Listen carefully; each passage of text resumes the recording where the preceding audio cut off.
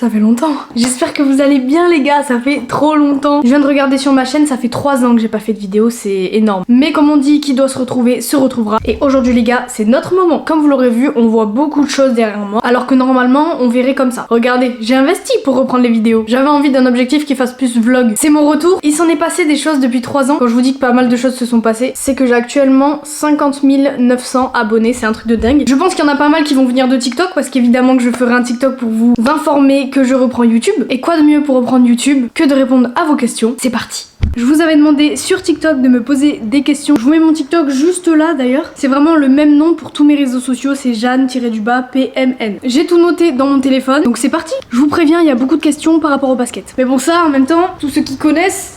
Voilà, aujourd'hui on est en mode basket. Carrément j'ai mis les claquettes chaussettes hein. J'ai entraînement, c'est pour ça. Première question, comment t'es tombée dans le basket? Et est-ce que tu es passé par d'autres sports? Alors du coup, pour vous expliquer un peu le début de ma carrière, je vous avoue que quand j'étais petite, je faisais de la danse. Voilà, ça c'est le seul sport que j'ai fait autre que le basket. C'était une catastrophe. Bref, la danse c'est pas fait pour moi. En tout cas, la danse que je faisais c'était du modern jazz je crois. Et c'est pas du tout fait pour moi. Le hip-hop, l'afro, tout ça, je kiffe. Mais alors ça...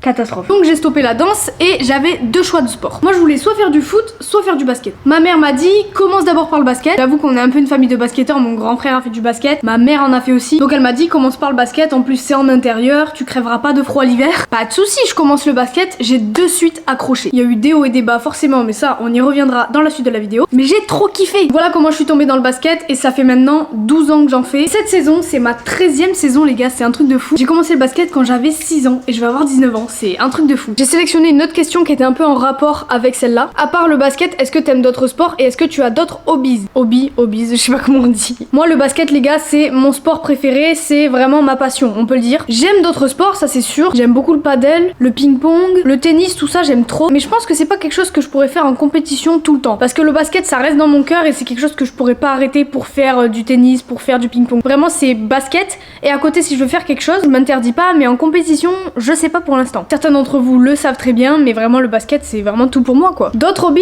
évidemment, mon premier hobby, bah vous êtes très nombreux à le connaître, c'est faire des vidéos, c'est les réseaux, et c'est en gros montrer ma vie à des gens que je ne connais absolument pas. Pour les anciens, j'étais sur Musical.ly, donc pour vous dire, YouTube je me suis lancée il y a 3 ans avec l'objectif de tout casser. Mais je vous avoue que ça s'est pas passé comme prévu parce que j'ai vite perdu la motivation. Je m'infligeais trop des règles, je voulais sortir une vidéo toutes les 2 semaines et j'avais pas forcément l'envie de le faire. Je me forçais et c'était pas bon du tout. Donc au final, j'ai pris une grosse pause de 3 ans et je reviens de plus belle. Et pour l'instant, je préfère kiffer ce que je fais et le faire pas très souvent plutôt que de m'infliger des choses et de refaire une pause après quoi. Pour ceux qui voudraient avoir du contenu très souvent de moi et qui me suivent pas sur TikTok, mais allez-y parce que je poste des TikTok tous les jours. Pareil sur Insta, je mets des stories hyper régulièrement. YouTube c'est quand même différent et c'est plus dur on va dire. Depuis petite, j'aime beaucoup la photographie, la vidéo. Et un autre hobby que j'ai développé plutôt cette année, certains d'entre vous le savent peut-être, mais j'adore les paires de baskets pour jouer au basket. Et ça dévie sur une autre question. Pourrais-tu nous montrer tes chaussures de basket? Je suis une fan des chaussures pour le basket. Si je pouvais en acheter 4 maintenant, je le ferais. Mais faut économiser, j'ai quand même la tête sur les épaules, faut pas faire n'importe quoi avec son argent. Je dis ça, j'ai acheté une paire il y a une semaine, mais chut. Je vois que vous êtes nombreux sur mon TikTok, même sur YouTube, sur tous mes réseaux en fait. Vous aimez beaucoup les chaussures de basket et dès que ça parle de basket, vous êtes présents. Donc si vous voulez une vidéo où je montre mes paires de basket et un peu tous mes accessoires de basket, moi je suis grave preneuse et je trouve ça pas mal que ce que je fais, ça vous plaise aussi. C'est quoi ton parcours au niveau des études jusqu'à maintenant?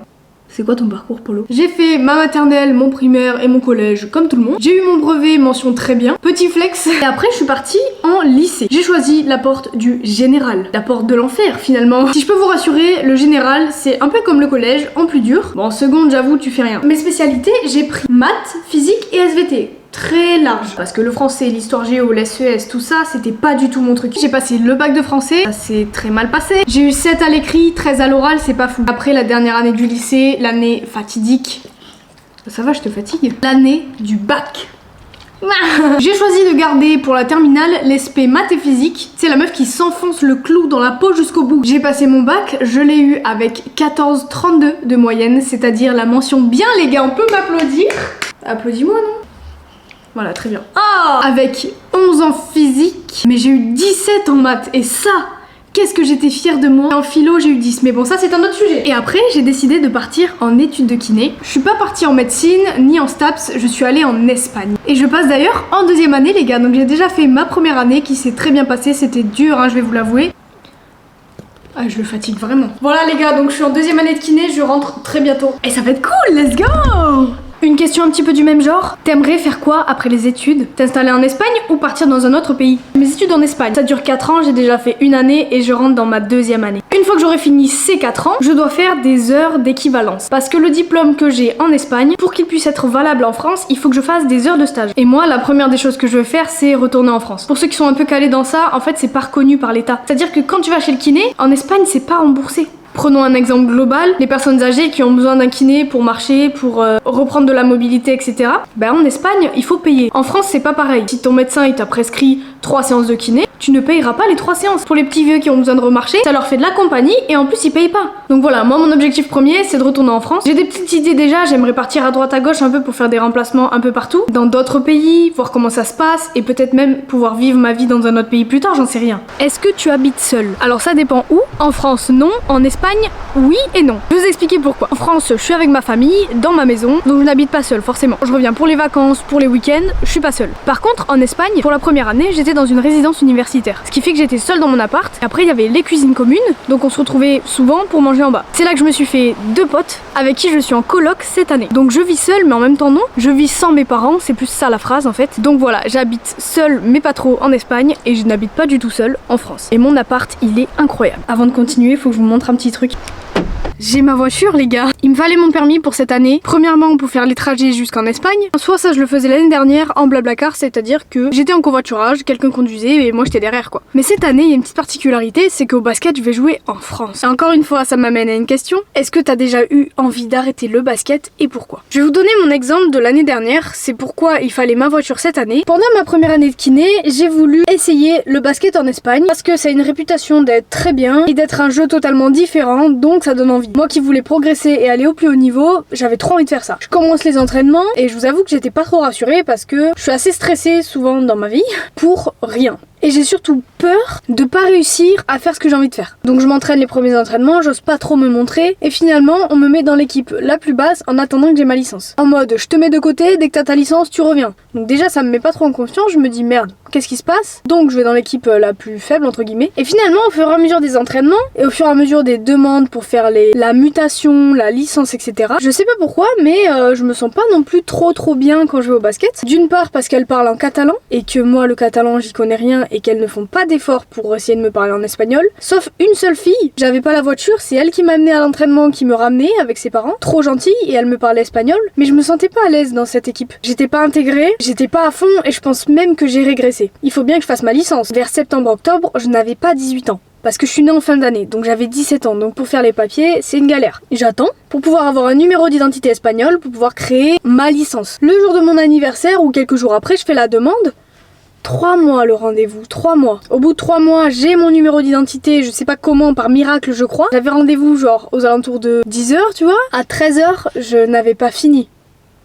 Je suis tombée sur un mec un peu bête, on va se le dire, hein. Et du coup, ça m'a rajouté des galères alors que mes potes, elles avaient fait ça en 2-2. Ça m'a apporté plein de petites angoisses en gros à cause du basket. Le basket qui est ma passion et vraiment, c'est pas que je vis pour le basket, mais c'est que le basket est fait pour moi. Je ne pourrais pas faire un an sans basket. Et c'est ce qui s'est pourtant quasiment passé. Donc j'ai mon numéro et puis je veux faire ma licence, mais je vois que c'est déjà janvier-février et que la saison elle se finit en juin.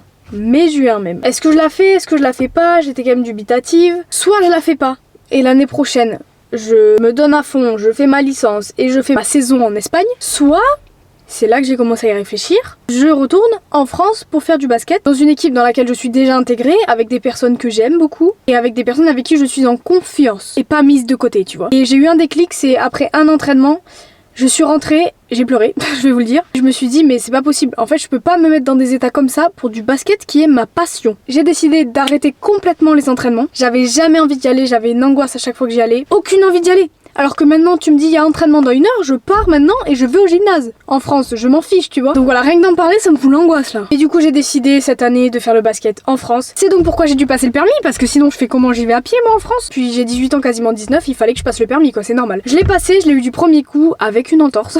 Il y avait une question d'ailleurs qui était quelle a été ta pire expérience au basket? Je pense que ça a été une des pires expériences au basket que j'ai vécues. Après en termes général, est-ce que j'ai déjà eu envie d'arrêter le basket? Je pense que oui, mais c'était plus sur des périodes mode parce que ça me saoulait en fait. Sinon je pense que j'ai jamais voulu prendre vraiment la décision de stopper le basket. À part là du coup en Espagne, mais j'ai vite retrouvé la solution de jouer en France et qui m'a apporté énormément de bonheur alors que je n'y jouais pas encore, tu vois. Mais donc voilà, j'ai déjà eu des petits moments où j'avais envie d'arrêter le basket, mais ça s'est vite calmé. J'ai vite été poussée par mes parents aussi en mode bon bah tu vas t'arrêter parce qu'on paye une licence là, tu vas pas nous faire chier pour un petit entraînement quoi. Voilà, surtout qu'ils voyaient très bien que ça m'affectait pas à moi mentalement, physiquement, c'était vraiment juste en mode vas-y ça me saoule et puis un jour après ça allait mieux quoi. J'étais plus jeune, plus petite et je comprenais pas forcément toutes les choses. Et maintenant je me rends compte qu'en vrai c'est trop bien les entraînements et que même quand c'est nul, il faut aller à l'entraînement d'après parce que c'est comme ça que tu progresses en fait. Les gars, j'ai répondu à toutes les questions. N'hésitez pas si vous avez d'autres questions à me les dire dans les commentaires, qu'elles soient larges, qu'elles soient très précises. Vraiment vous pouvez me les poser et je referai pourquoi pas une petite FAQ les gars, y a pas de souci avec ça. Franchement ça peut être bien de temps en temps de faire un petit point sur ma vie. N'hésitez pas aussi à me dire dans les commentaires des idées de vidéos que vous aimeriez trop voir. Moi j'ai quelques petites idées mais je suis pas encore fixée, donc si vous avez des idées, donnez-les moi parce que si ça vous plaît et que ça me plaît, bah let's go. En tout cas les gars, cette année j'aimerais faire beaucoup plus de vidéos YouTube. Mais là je kiffe, j'aime trop, en plus j'ai une caméra, un micro et ça fait pro et de suite ça donne plus envie je trouve. Merci beaucoup d'avoir regardé cette vidéo jusqu'au bout. Je finis vraiment la vidéo dans ma voiture là, y a rien qui va. Ça faisait très longtemps que j'avais pas fait de vidéo, ça m'avait énormément manqué, je vais pas vous mytho. J'espère que ça vous aura plu, en tout cas moi ça m'a fait plaisir de parler de tout ça et de faire une mise au point sur ma vie. Je trouve que c'est important, comme ça je suis carrément transparente avec vous, je vous explique un peu ce qui se passe dans ma vie puis voilà. Merci à tous ceux qui m'ont posé des questions, n'hésitez pas à me suivre sur Insta, sur TikTok et sur YouTube évidemment. Si t'es là et que t'es pas abonné, il y a un problème. N'hésitez pas à liker la vidéo, à mettre un petit commentaire, tu t'abonnes, t'actives la cloche, comme ça t'es au courant dès que je sors une nouvelle vidéo. Je vous fais plein de gros bisous et à bientôt pour une nouvelle vidéo. J'ai trop kiffé la tournée, je suis trop contente de faire ça, j'ai le sourire aux lèvres. Passez une très bonne journée et à très vite sur YouTube. Bisous les gars. Ah je suis contente, ça faisait trop longtemps, ça m'a trop manqué, punaise. Ah là là.